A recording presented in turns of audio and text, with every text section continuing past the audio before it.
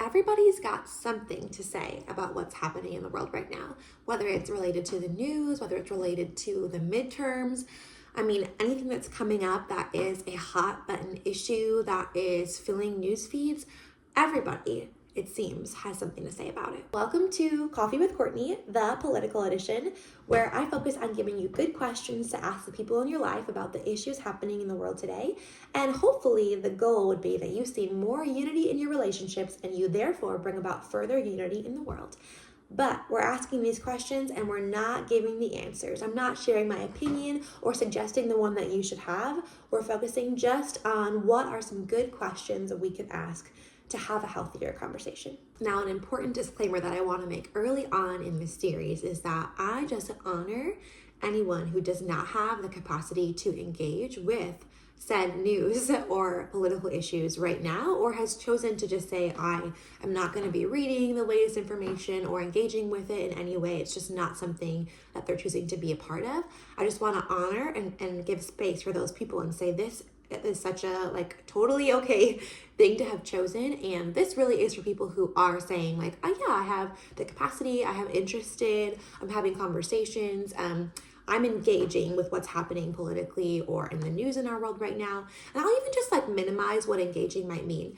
I think about how most people are connecting with people in their lives around what's happening in the world. Even if that's just family or close friends, something will come up and comments will be made oh, did you see that? Or did you hear about that? Or did you hear how so-and-so spoke about that? Or I really liked how this person put this.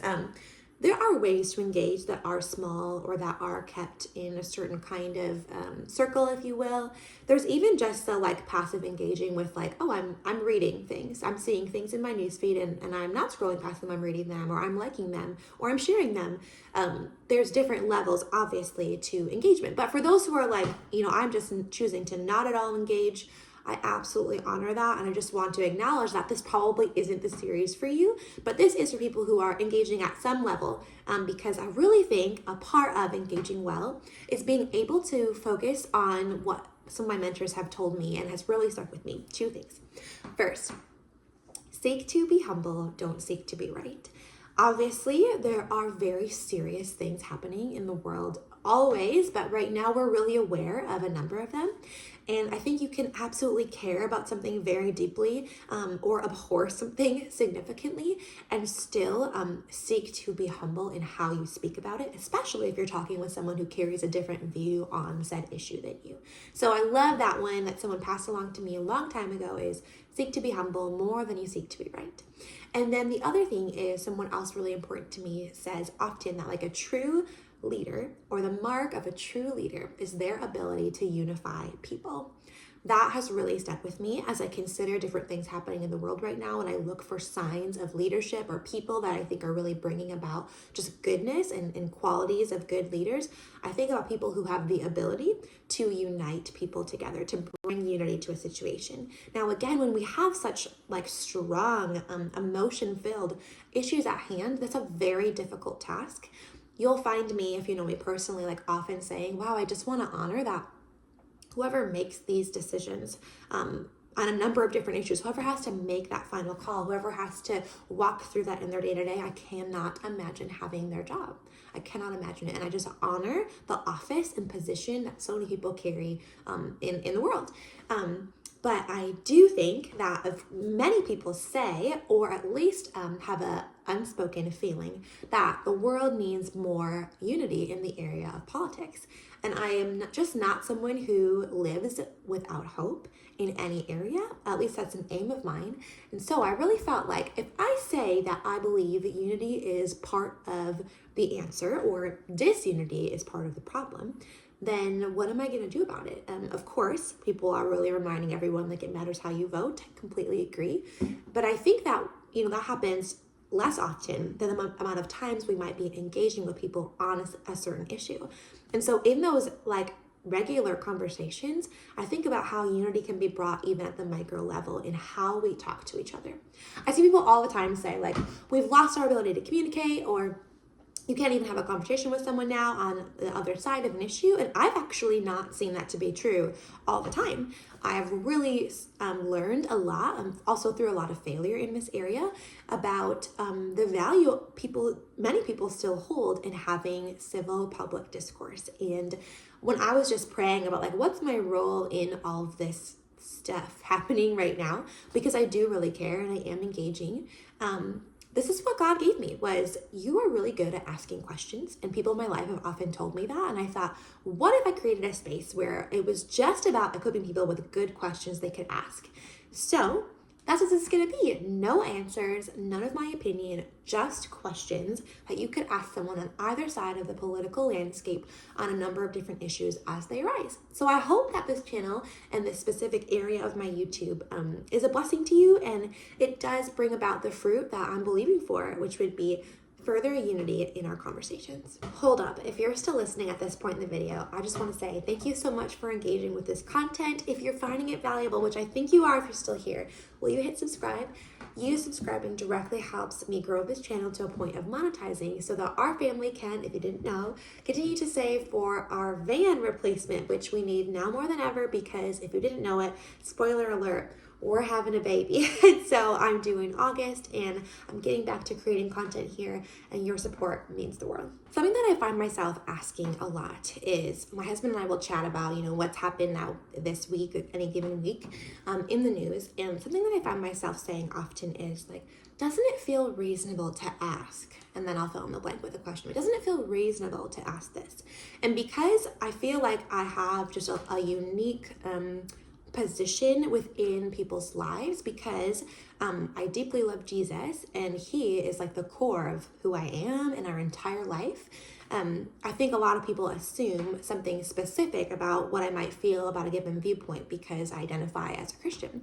But then I also feel that people who assume that because I don't fall into what many would assume I would as a Christian on a number of different issues, then they assume that I'm, as far left-leaning as you could be. I just don't really fit in a lot of those boxes. Maybe you feel similar. Maybe you have found, like, I'll just give an example. I have voted more than once for a third-party candidate because. And so, again, I'm trying really hard not to like get into opinion here and just like be about the question asking. That's something I find myself saying often is, isn't it reasonable to ask this? And the more I said that, the more I thought, we should just ask one another if the other person might understand that something is reasonable. And so I know this is my intro, but I'll just give you an example of something that happened recently and that led me to this reasonable question. Okay, so on both sides of the coin, I'll give one question related to some of the ICE and immigration stuff, and I'll give one question as relates to the Jeffrey Epstein files. So let me go first on the immigration ICE subject area.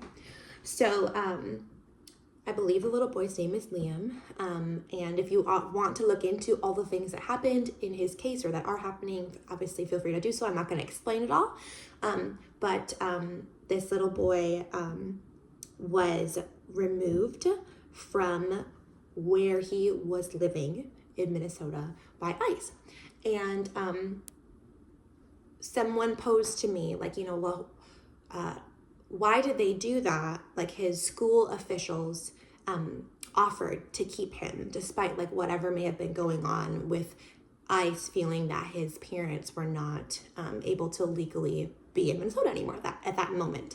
And so a question that I thought was reasonable to pose is, because I don't know the law on family and immigration status as it relates to removal, my reasonable question for that would be, might it be reasonable to ask or wonder if a school official, though it's wonderful they were willing to care for him in that moment and said, like, we'll keep him and we'll watch, like, we'll take care of him, might it be reasonable to ask whether or not that would be legal? Like, even though it's really great that they were willing to do that, I think there has to be room to ask the question, like, is that legal? Like, can a school official keep a child in this scenario? And because I don't know the answer to that, that leaves me with that question, and then brings me some understanding when people will say, like, well, this had to happen, or there was no other option. It doesn't leave me with out questions in a lot of areas, but it does help me understand when someone says like,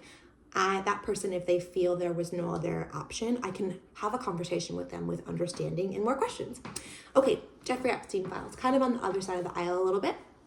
So a reasonable question that I posed in this situation is, does said person find it reasonable to ask whether it makes sense that individuals might have concern around the allegations in the Epstein files related to our president. So again, just rephrasing that a little bit cleaner. Is it reasonable for someone to have concern about the allegations in there regarding our president? So just hearing the words I used, right? Like concern and allegations, right? We know they're allegations. We know certain things are uncorroborated and other things are corroborated totally. Yep. So is it reasonable for someone to have concern about those allegations? I hope you notice in both these examples, like as much work as it requires in a moment of like, especially an in-person, face-to-face conversation, and of course on the internet too, it requires like a taking the emotion out of it to be able to like really converse well and to leave room, right? Like when we ask something like, is it reasonable, or would you be able to understand that someone might have concerns with this or something like that? I think it's difficult for someone to get riled up in response when the energy that you're bringing forth is so calm. And I think that we do give that away to people, even if it's not always met that way and someone does get angry or anything like that. Like, I think this is how I think about parenting. It's like, we are not, what's the word? It's not impossible, or it's completely possible to not meet someone at their level, wherever they may be at on a given issue or how they're responding. Like, I'm in control. I have every tool available to me, especially because of what I believe is possible with God, to stay in a place of peace and to feel deeply about something and really care about it, and also like really value the other person. And because I believe that further unity is going to be possible through quality conversations and healthy disagreement. Like, I'm not assuming that asking good questions of one another is going to lead us to the same conclusion, but it has to bring about more understanding and respect for one another, honor. I feel like some of the great work that administrations have done has come from like bipartisan efforts, has come from people like having, even if it's like we're at the peak, point of a government shutdown, someone's got to meet someone somewhere, and everybody cares deeply for good reasons about so many things, right? Like, they have such hard jobs, and they're required to bring some level of unity into it. And of course, I bet all of us would like to see even more than that, more than what we're seeing. So I think that this is like a good place to start, is how can we ask better questions of each other when we're feeling something about an issue, or when we're seeing someone write online about something that we disagree with, instead of just like formulating all sorts of thoughts on our own, or just sharing them with like someone else who we know will agree with us, or look what they said. I think there's room to say like, if they're putting that out there, maybe they're open to conversation. Let's reach out. Like, let's just say like, hey, would you be open to chatting about this? I don't have like a ton of free time, so I might not get back to you right away, but like I had some questions about what you shared, and like I'd love to better understand where you're coming from, because initially I felt this, or I wondered this. I think people generally are receptive to that. Here's my challenge for you. If you have felt frustrated about something you've seen in the news recently, or that you've read online, and you've seen people in your life engaging with that topic in a way that you disagree with, I would just challenge you to consider what are 1 or 2 questions you could ask that person to seek to further understand them. You're seeking to be humble, not right, to see where more unity might come about through this conversation. Again, it doesn't have to mean that you give all this time to it. It's, hey, when I'm available, I want to check this thread that you and I have, because I care about this issue. Clearly you do too. And I know you, like you're a person in my life. I want to seek to understand what you meant by that. It's going to be a real conversation. I would just challenge you in that. I think too many of us are engaging, even in small ways, and doing so in bubbles of people that agree with us on a topic, but then aren't taking that next step of, hey, if I'm going to talk about it, if I'm going to have strong feelings about this, and there are people in my life who don't feel the same way, man, let's give them, let's be people who are about connection and about unity.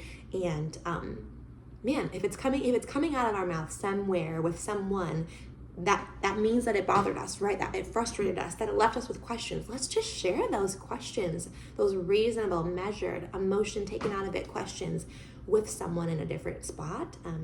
I think it could be like so worth it for the relationships.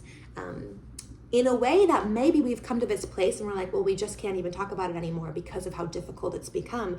I don't think that's the answer either, right? Because if we got in this place because conversations weren't going well, I don't think it's going to improve because we stop talking about it altogether. Because I think what that creates is internal frustration builds for someone who recognizes they're in a different spot than the other person in their life on something. And people can feel that. People can feel the energy that you bring into a situation and a conversation.